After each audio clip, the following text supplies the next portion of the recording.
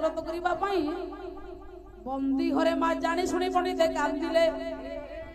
এটা বড় খন্ডাকু ধরি কংস আসি দেবকী পাখরে পহଞ୍ଚିଲା দেবকী করରୁ সেই নবজাত সদ্যজাত নবজাত শিশুকে টানিলা পুলিতে পিটিবা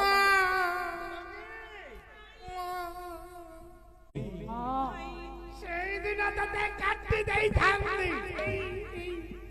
মুড়ু মাইলে জীব সরি দেবকী সঙ্গে কৃপা করি আচ্ছা কোন কাটিলানি কাই করছ তোর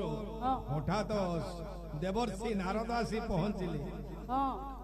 বলে রে কংস নারী গর্ভিণী শিশু বধ পাপঙ্গ মধ্যে এ প্রমাদ এত নিষ্কর্ম যে করন্তি